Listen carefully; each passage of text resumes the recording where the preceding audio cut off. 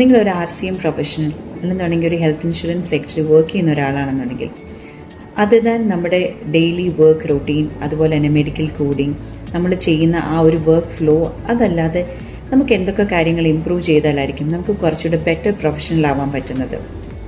For all RCM professionals അല്ലെന്നുണ്ടെങ്കിൽ health insurance സെക്ടറിൽ work ചെയ്യുന്ന ആളുകൾ എന്നുള്ള നിലയിൽ I strongly recommend having these 3 things in your professional life. First and foremost, communication. നമ്മൾ പ്രോപ്പറായിട്ട് കമ്മ്യൂണിക്കേറ്റ് ചെയ്യുക, നമ്മുടെ സ്റ്റാഫ്, നമ്മുടെ കൊളീഗ്സിനോടായാലും. അതുപോലെ തന്നെ നമ്മളിപ്പം ഇൻഷുറൻസിൽ വർക്ക് ചെയ്തിട്ട് നമ്മൾ പ്രൊവൈഡർ സൈഡിൽ സംസാരിക്കുകയാണെങ്കിൽ ആ ഒരു പ്രൊവൈഡറിനോട് കമ്മ്യൂണിക്കേറ്റ് ചെയ്യുന്നത്. അതല്ല, നിങ്ങൾ ഇനി പ്രൊവൈഡർ സൈഡിലാണ് വർക്ക് ചെയ്യുന്നതെങ്കിൽ ഇൻഷുറൻസ് കമ്പനിയിൽ നമ്മൾ സംസാരിക്കുന്ന കാര്യങ്ങൾ, പേഷ്യനോട് സംസാരിക്കുന്ന കാര്യങ്ങൾ, അങ്ങനെ നമ്മുടെ കമ്മ്യൂണിക്കേഷൻ പ്രോപ്പർ, അതുപോലെ തന്നെ ട്രാൻസ്പെറൻറ്റ് ആൻഡ് ക്ലിയർ. നമ്മൾ കമ്മ്യൂണിക്കേറ്റ് ചെയ്യുന്ന ആളുകൾക്ക് നമ്മുടെ കമ്മ്യൂണിക്കേഷൻ എത്രത്തോളം മനസ്സിലാവുന്നുണ്ട്, നമ്മുടെ കമ്മ്യൂണിക്കേഷൻ എത്രത്തോളം എഫക്റ്റീവ് ആവുന്നുണ്ടെന്നുള്ളത് വളരെ ഇമ്പോർട്ടൻ്റ് ആണ്. And then the second thing is problem solving. ഒരുപാട് ആളുകളുണ്ട്, like they have problems. Like obviously നമ്മൾ വർക്ക് ചെയ്യുമ്പോൾ വി വിൽ ഹാവ് പ്രോബ്ലംസ്. പക്ഷേ ഈ ഒരു പ്രോബ്ലംസിനെ റേസ് ചെയ്തിട്ട് അവിടെ ഇരിക്കാൻ വേണ്ടിയിട്ടല്ല.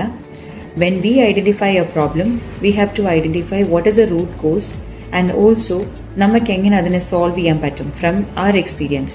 മേ ബി നമ്മുടെ കൊളീഗ്സ് അല്ലെങ്കിൽ നമ്മുടെ ഹയർ മാനേജ്മെൻറ്റിലുള്ളവർക്ക് നമ്മളെ കുറച്ചുകൂടെ ഗൈഡ് ചെയ്യാൻ പറ്റും, അല്ലെങ്കിൽ അവർക്ക് ബെറ്റർ ആയിട്ടുള്ളൊരു സൊല്യൂഷൻ കണ്ടെത്താൻ പറ്റുമായിരിക്കും.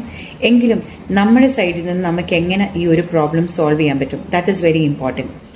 And the third thing is how our work is directly or indirectly affecting the business flow.